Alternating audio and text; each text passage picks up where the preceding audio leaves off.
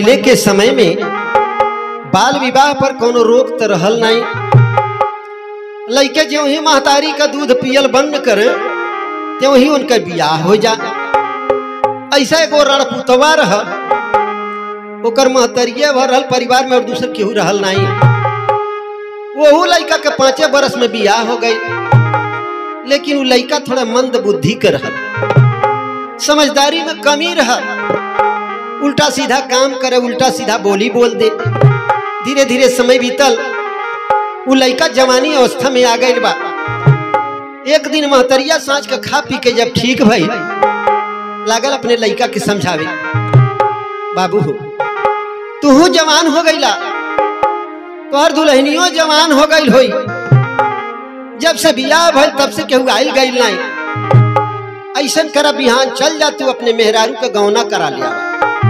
आए बाबू एक काम और करिहा, ससुरारी में जब पहुंच जाइहा, जे पहला लौका जाई दुआरी परे जान लिहा उ तोहार सास हुआ। पहुंचते जाई के उनकर गोड़ धई लिहा। लइका कलश माई ठीक बा, लेकिन एक काम करिहा, ससुरारी में जाके बोलिहा न कुछ, काहे से तोहरे पास तमीज उतना बा नहीं। जौने होला तौने भक से मुँह से कह देला, जौने होला तौने उल्टा सीधा काम कराला। ससुरारिया वाले जो जान जाई हैं तो हो सकल दुल्हनिया के विदा न करें। ऐसे बढ़िया बा तू कुछ बोलिहा न, अगर केहू कुछ कही तो सोच विचार के हाँ और ना में जवाब दिया उनका। ये करे आगे न कुछ बोलिहा। कहले ठीक बा माई। मतरिया कर से काम और करिया, चले के दाई ससुरारी से ऐसन बढ़िया कुछ नेग मांग लिया जौन की जीवन भर को यादगार रहे। लइका कहता ठीक बारे माई। मतरिया कहती है बाबू हो लंबा रास्ता बा, रास्ते में तोहरे भूख लग जाई, लोटा में दही धर तनी आ थोड़ा चिवड़ा भेली धर तनी। जहां भूख लग जाई एकांत जगह ही देख के आ वही भोजन कैली है। समझा बुझाई के वो लइका के विदा कैले बा। लइका ससुरारी जाता तो होत का बा महाराज। अरे ससुरा करहिया दुल्हा लिहल तकाई,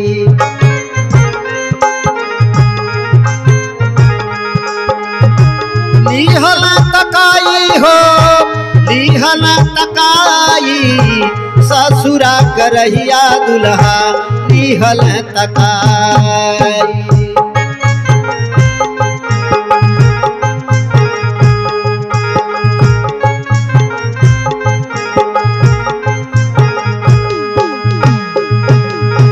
मनाए गो मिला डगर में आसन दिहल गिराई, आसन दिहल गिराई।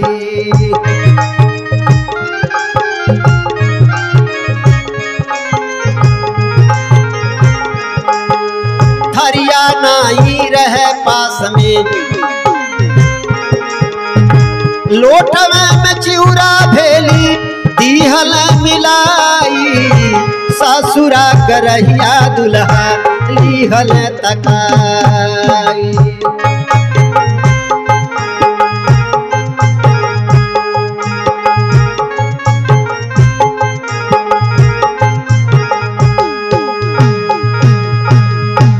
लइका बड़े हौसला के साथ ससुरारी में चल देले बा अपन गौना करावे खातिर।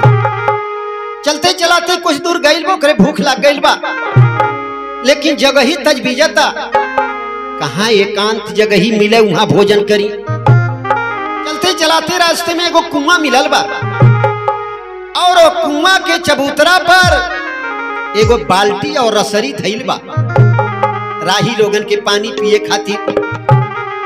वो लड़का सोचता ऐसी बढ़िया एकांत जगह ही मिली कहाँ, यहाँ पानियों के व्यवस्था बा। लड़का अपन चिवरा दही निकाल रहे बा, लेकिन थरिया है नहीं। वही दही वाले लोटा में चिवरा भेली डार रहे बा, आ खाए के शुरू कर दिले बा। वही समय पर कहीं से एगो धोबी गदहा पर एक कपड़ा लाद के ले जात रहल घाटे पर धोबे खातिर। उ लइकवा जब धोबिया के देखले बा तो कैलस का महाराज, अरे धोबिया के ऊपर आए रामा, अरे पाराली नजरिया हो,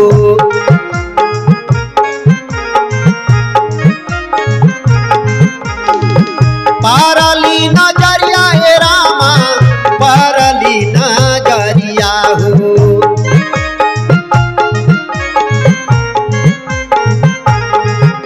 किया हो रामा रामा हो, अरे रामा दुल्हा बाबा गईल बेराई राम।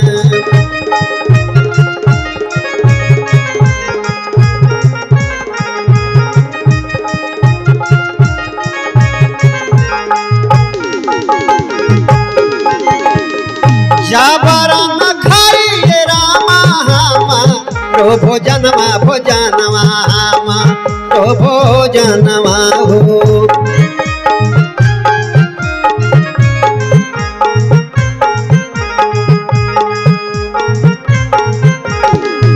जाबरन खाइए रामा हामा, रो भोजनवा हो हामा, रो भोजनवा हो। अरे रामा दोनों हाथे दे ओरवाइए राम।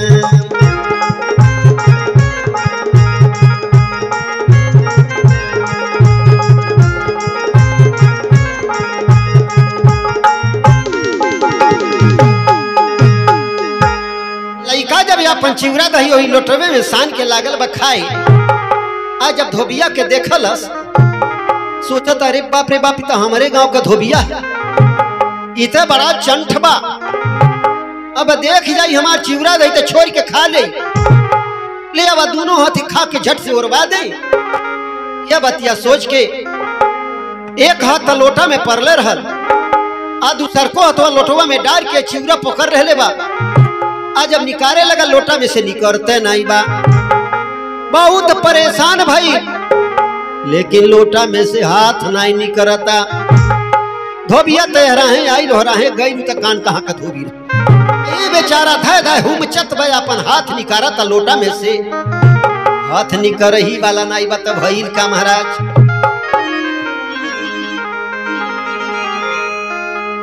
अरे अपने सजनवा खातिर आर ले के भोजनवा, अताही रे छनवा, आई गईली एक जननवा, ताही रे छनवा।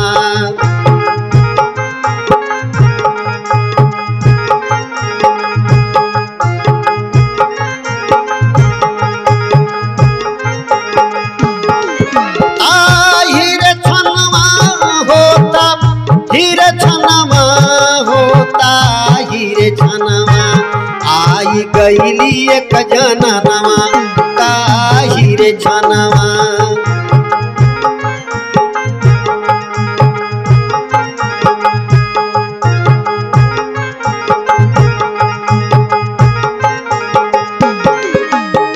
सगर विपत्तिया अपन कहल जवानवा,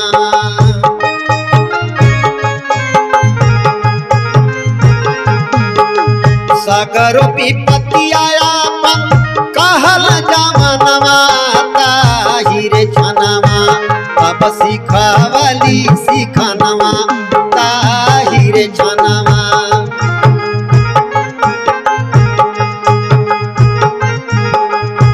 नारी देहली सिखनवा, ताहिरे छनवा।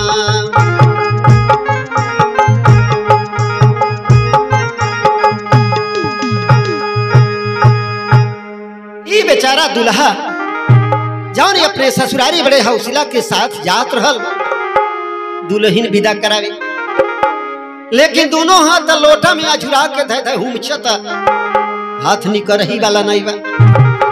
वही समय में एगो मेहरारू अपने मर्दे के नहारी लेके जात रहल, घर से भोजन ले ले बा, खाली डोलू ले ले बा। सोचलिस कि कुआं पर पानी भर ले। आज जब कुआं पर आके पहुंचा लिया देखत यही दोनों हाथ हुई लोटा में अझुरा के हूँ नीचे तने बड़े जोर से ठहाका मार के दुल्हनिया हंसलिया। ई लइका कहता बहन जी काहे हंसताड़ू? अरे हम तो खुदा मुसीबत में फसल बानी, कोई थोड़ा सा सहारा कह दे तू तो बढ़िया रहल। दुल्हनिया कहतिया ये बतावा तोहार हथवा हमें फसल कैसे? लइका कहता माई हमार यही लोटा में दही दहले रहल, चिवरा भेली अलग से दहले रहल, कहला से एकांत जगह ही पाके खा लिया, लेकिन थरिया देहल भुला गई। दुल्हनिया कहती हमें थरिया कौन कार रहल? आरी बगले तमाम केरा का पेड़ लौकता है, कहीं से केरा का पाता तोड़ लेले होता, वही में खा लेले होता।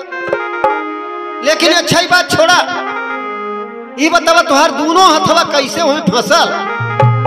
कहने को धोबी आवत रहल, हम जान ली हमारे गौवा का धोबिया है, छोड़ के खा ले। वही डर के मारे हम दोनों हथवा डार दली, खाली दोनों हाथे खा ले, झट से उड़ा जाई। धोबिया हमार छोड़ के खाए नहीं पाई। वो दुल्हन बड़े जोर से ठहाका मार के हंसतिया। कहली अच्छा एक काम करा, हाथवा में कुछ लहले बड़ा? कहले हाँ चिवरवा हाथवा में लहले बाड़ी। कह रे ओके छोड़ दे, हाथवा ढील कई के निकारा। लइका कहता वह करवा हम तब से करता नहीं, लेकिन हाथ निकरत नहीं बा। दुल्हनिया कहत या कहीं ऊंचे जगह पर ले जाके पटक दे। आई है कह के दुल्हन पानी भरलस, चल देलिस अपने खेते में अपने दुल्हा खातिर नहारी लेके। ई सोचा था कहीं ऊंचे जगह पर पटक दें तो हमारी चिवरा दही खराब हो जाई। वही दुल्हनी के पीछे पीछे चल दहले बा, वही लोटा में हाथ डर ले। खेते में जाए के पहुंचल बा, देखा था वो कर मर्द जब खेते में लौकाई, सोचल से ऐसे बढ़िया जगह ही कहीं नहीं मिली, एकरे मुड़वा पर जो पटक दे तो हमार चिवरा दही नुकसान नहीं हो पाई। उ लइका कैलस का महाराज, आरे लोटवा किसनवा के सिर पर और दिहाल चलाई।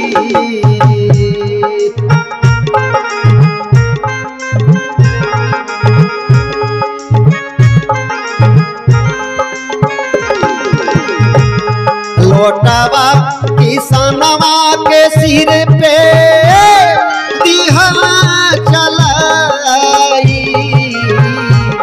लोटवा फूटल किसनवा, लोटवा फूटल किसनवा गैला भराई।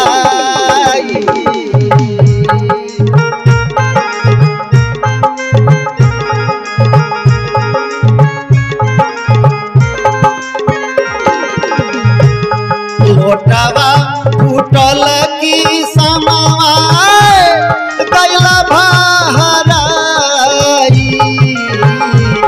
देखली तमाशा नारी लेहली दौराई।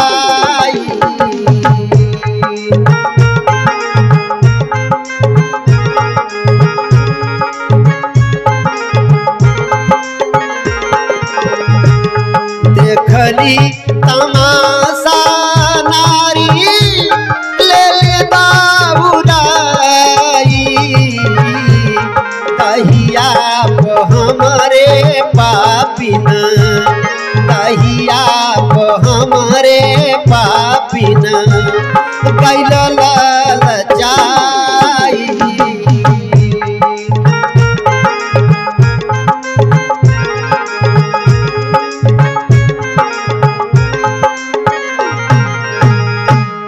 दोनों हाथ लोटा में डर लही।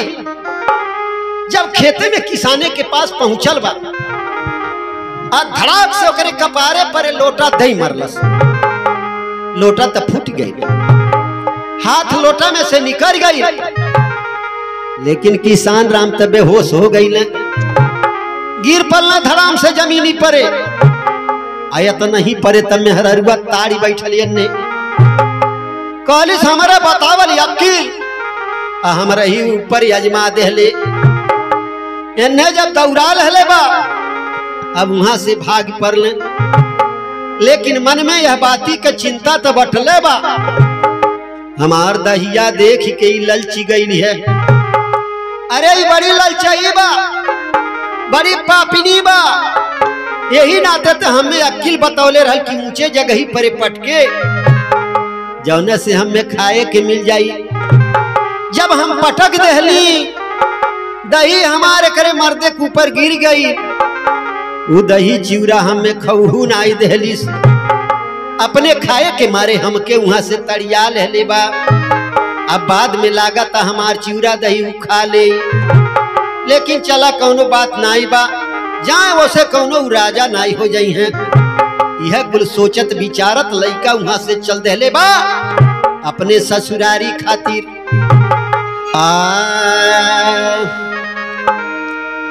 जाई ससुररिया में पहुंचे सुगनावा, अरे पहुंचला जवानवा हो पहुंचल जवानावा, जाई ससुररिया में पहुंचल जवानावा।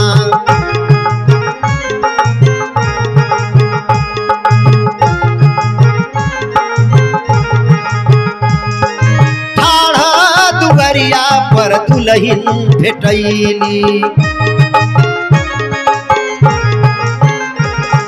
ठाढ़ा दुवरिया पर दुल्हन भेटैली। जाके बहराई गईला ओकरे चरनावा, जाई ससुररिया में पहुँचे जवानावा।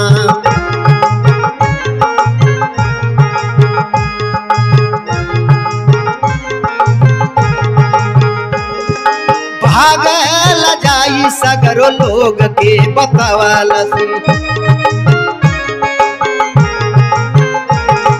घर भरा मिली उनका करसान मानवा, जाई ससुररिया में पहुंचे सुगनावा।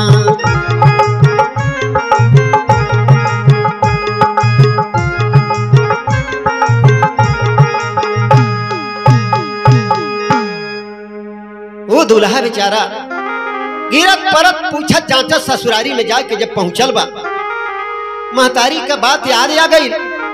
बाबू दुआरी परे जे पहले केहू मेहरारू मिल जाई, जान जाइए तुहार सास हो। पहुंचते उनके गोड़ धैलिया। इलाई का जब ससुरारी में पहुंचल बा ना तो दुल्हनिया ने चिन्हले रहल, नहीं है दुल्हनिया के चिन्हले रहने। दुल्हन बेचारी दुआरी पर एक खड़ा पहले मिल जातिया। आई बेचारा जब पहुंचल बा हक्सल पियासल हाउहाइल जाके मेहरारू के गोड़े परे बाहर आ गई। वो बेचारी लड़की जीवन में अब केहू ओकर गोड़ नाई धैले रहल, एक अनजान आदमी गोड़े परे बाहरा परता, उनके ठीक नाई लागल। कहतिया तू के हवा, कहाँ कर रहे वाला हवा? उ लइका बतावा ता फला गांव से हम आइल बाटी, हमार फलाने नाम है। इतने में वो दुल्हनिया समझ गई कि लागत हमारे हमें आइल बाने। अल्लाह जाई के तुरंत उसे भाग गई अपने महतारी लगे जनवले बा। ए माई अरे एक जनी आइल बाने, बतावा ता फलाने जगह से आवतानी। महतारिया बूझ गई कि लागत पहुना हमें आइल बाटे गवन करावे। पूरा घर में हल्ला हो गई कि पहुना आ गई बाने गमन करावे। घर भर बिटुर के लाग गई बा सेवा खातिर में। आसन लगा दहले लोग, पानी पिए के दे दहले, लेकिन ससुर आइल बा हाल चाल पूछे तो भइल का महाराज। अरे ससुर जी पूछे हाल ठीक बा, दुल्हा कहले नाई, दुल्हा कहले नाई।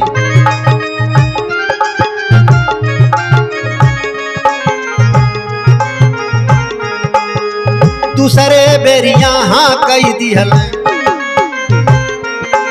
अरे दूसरे बेरिया हाँ कही दिहल।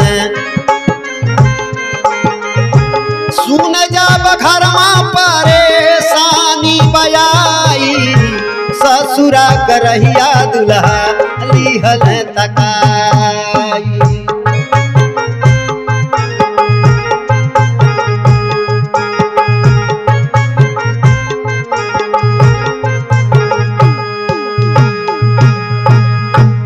घर भर बिटुर के दमादे के सेवा खातिर में लागल बने। ससुर अइले पूछले कहले बाबू कहा हाल चाल ठीक बा। इनके महतारी के बात याद आ गई कि कुछ बोलिया ना, केवल हाँ और नहीं ये दुइये बात कही है। जब ससुर पूछले बाबू हाल चाल ठीक बा, कहना नहीं। ससुरा सोचता बाप रे बाप कुछ गड़बड़ी घरे बका। ससुर जी फिर कहना का घर में कोनो परेशानी बा। इनके महतारी की बात याद है, कहले हाँ। ससुरा बड़े चिंता में पड़ल। ससुरा फिर कहता का कोनो पैसा वैसा का परेशानी बा। कहले नहीं। ससुरा अपने मन में सोचता बाबू लजाता, यही ना तो खुल के कहीं नहीं पावता कि पैसा के परेशानी बा। ससुरा कहता बाबू चिंता ना कइल जा, पैसा का परेशानी बा वहू के व्यवस्था सवेरे हो जाई। धीरे धीरे समय बीतल, शाम का टाइम बा। सास थाली में भोजन लेके पहुंचल बाड़ी। दमादे के खियावे तब भइल का महाराज। आरे थाली धके सासू हो कहनी, अरे कइला भोजना हो।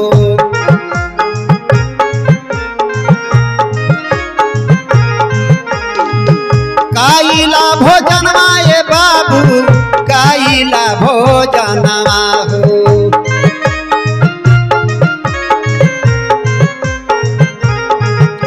किया हो रामा रामा हो। अरे रामा नाही कह के भोजन घुमावले ना।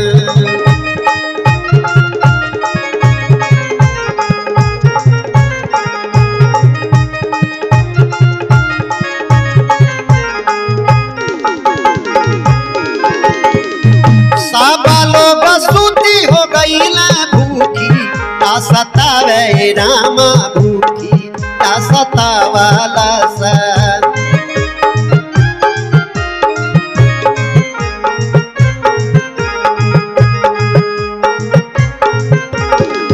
सब लोग सूती हो गईला भूखी, ता सतावाला सा भूखी ता सतावाला सा।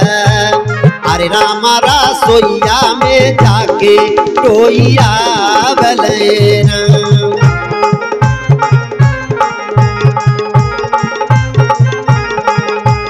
अरे रामा रसोईया में जाई टोइया बलेना।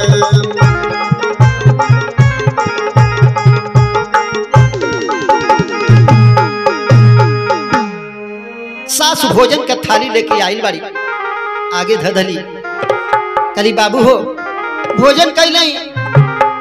महतारी का बात याद बा, केवल हाँ और ना ही कहिया। जब सास भोजन करे के कहतरी कहतर नहीं। सास कहतिया बाबू अरे भोजन ले आइल बाड़ी जे ले। कहतर नहीं।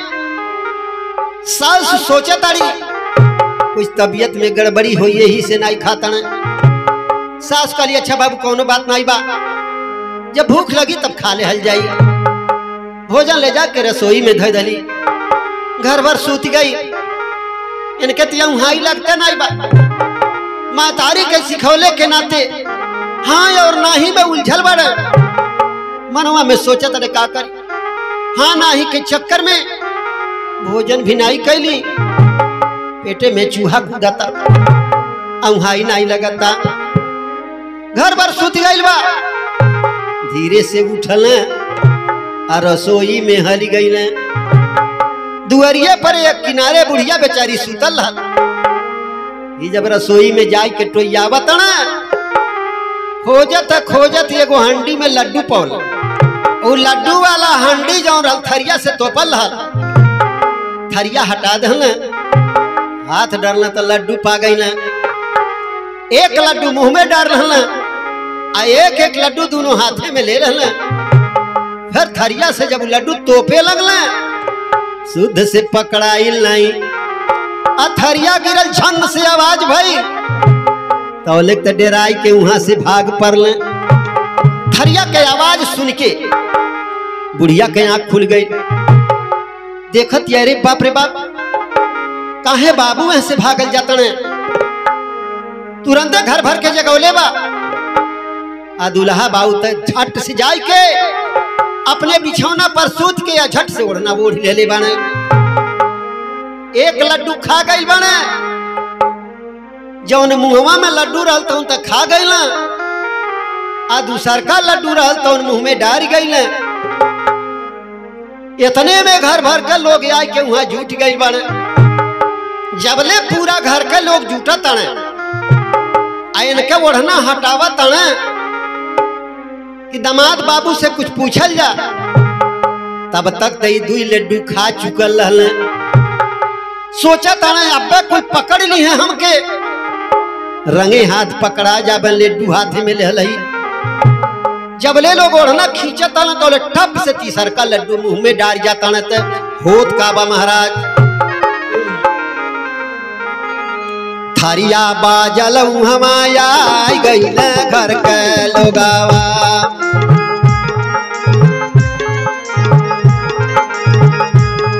अरे घर के लोगावा ओ घर के लोगावा थरिया बाजल हमाया गई घर के लोगावा।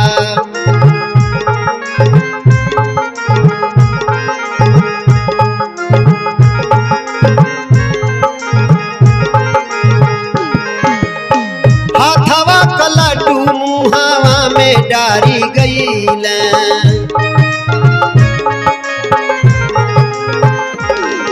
मुहवा फूलल कैसे बोली है सोचे लोगावा। अरे मुहवा फूलल कैसे बोली है सोचे लोगावा। हरिया बाजल हमाया गई घर के लोगावा।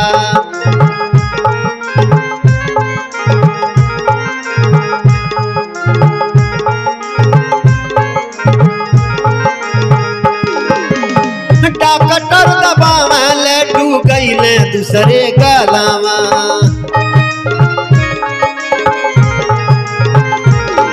अरे मुहवा छुअल लड्डू गईला बीच मुहावा। थरिया बाजल हमाया गई घर के लोगावा।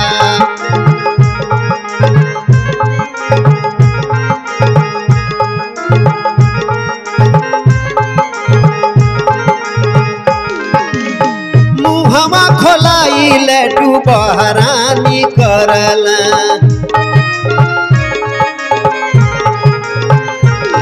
अरे मार के ठहाका हंसल सबही लोगावा।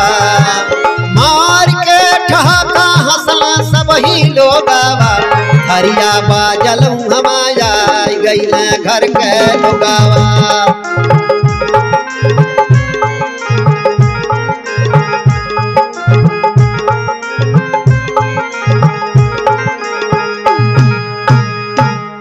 जबले घर भर जुटा तने तबले तई दुल्हा बाबू तू लड्डू खा भाई लहन। तीसर का लड्डू कहले अगर बाहर लौका जाए तो पकड़ा जा। वह चट से मुंह में डाल गई ना।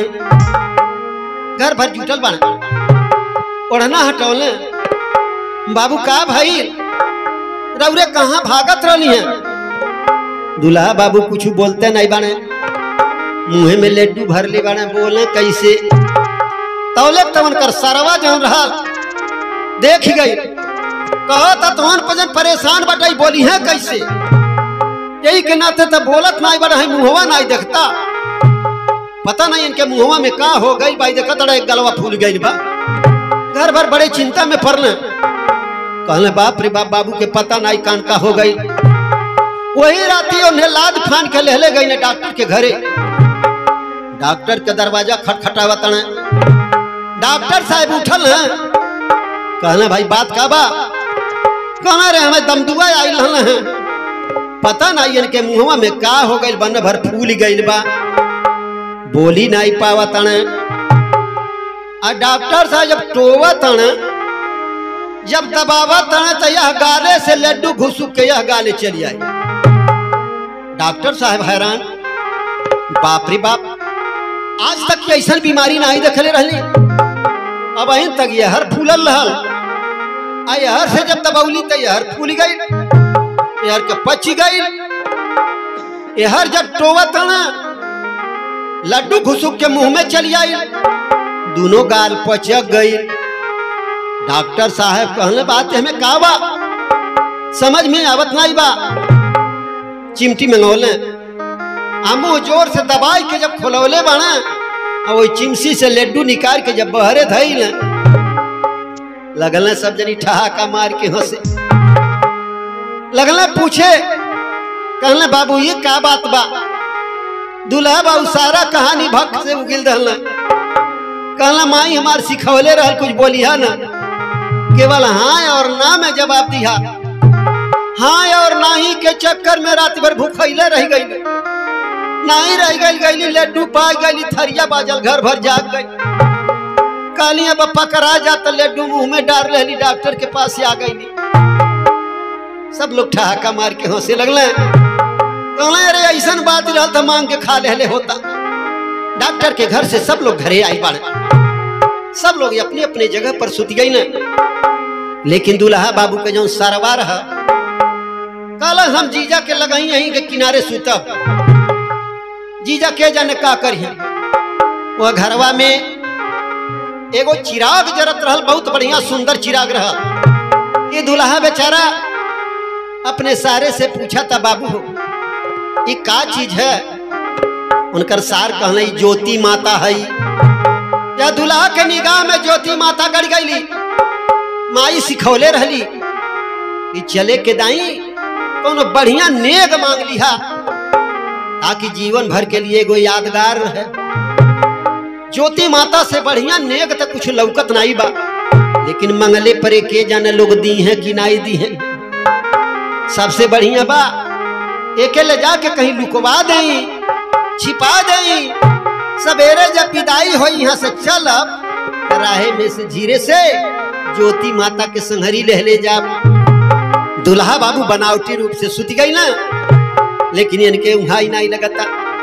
ई लौखा तना कि जब हमार सार सुत जाई तब ओकरे बाद अपन कार्यवाही करब।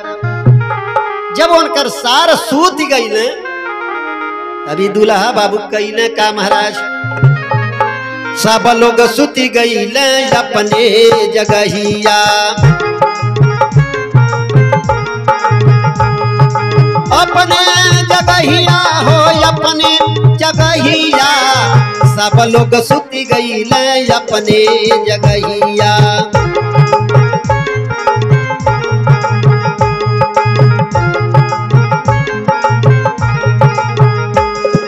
मंगला से बढ़िया बातें छिपाई,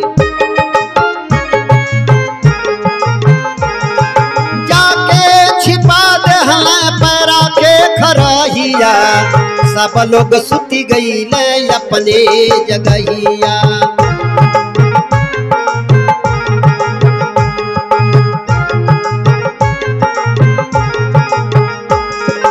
आग लगल गाँव भर जुट के बुतावे,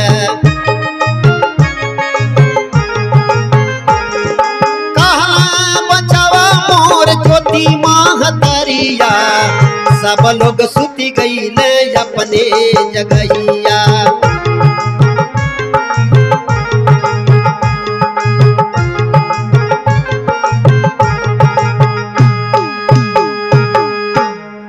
ई दूल्हा बाबू अपने सारे के सांसा या कनत रहले।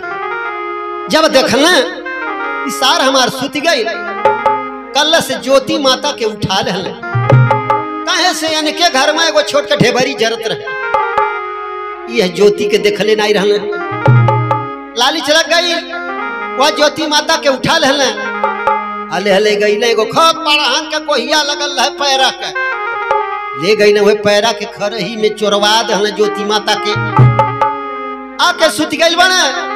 आ थोड़ा है टाइम में तक खरही लगल बाहर बाहर बरे गांव का लोग बिटूर के लगना बुतावे तौले हरला करत ना। अरे ये पौना तनी देखा हमार ज्योति माता न जर जाऊं, वही ज्योति माता के धैले रहली। कहला काहे तभी ज्योति माता के पुअरा में चोरवा धला। कहला माई हमार कहले रहल कि आवे के दाई एगो नेग मांग लिहा कि जौन जीवन भर के लिए यादगार रहे। हमारे घरे ज्योति माता रहली नाई छोट के ढेबरी रहा। कहली के जन्म मंगली मिली कि नहीं ले वही खरही हम चोरवा दे। आखिरकार जौने डर के मारे महतारी समझौले रहल कि केहू जाने न पावे लइकवा मूर्ख बा बुद्धिहीन बा। आखिर भइल बतिया है ससुरारी का सब लोग जान गए कि दुल्हा त बुद्धिहीन बा। कहले बिटिया विदा करे लायक नहीं बा। वह लड़की का महतारी बाप बड़ा होशियार रहने, सोचा तने अपने मन में कि दामाद हमार थोड़ा सा बुद्धिहीन बा। अगर बुद्धिहीन बा तो जैसे हमार लड़की चाहिए वह तरह से प्रेम से दोनों मिलजुल के बिता ली हैं। जौन बहुत होशियार रहे न वो तो अपने होशियारी में चूर रहे न, अपने मेहरारू के उतना कदर नहीं करे न। लेकिन जौन लड़का खुद कम बुद्धि वाला बा वो हमारे लड़की के बड़े ढंग से सेवा करी। वह लड़की के माई दादा दोनों मिलके विचार बना के वही दुल्हा के साथ अपने लड़की के विदाई कई धले बना और लड़की ससुरारी में जाए के बड़े सुख पूर्वक अपन जिंदगी बितावतिया। अरे बुद्धू दुल्हा संग में दुल्हन जीवन सुखी बिताई, जीवन सुखी बिताई।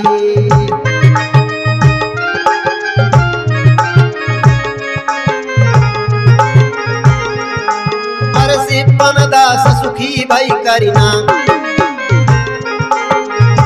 सीधा साधा दुल्हा संगमा भइला विदाई।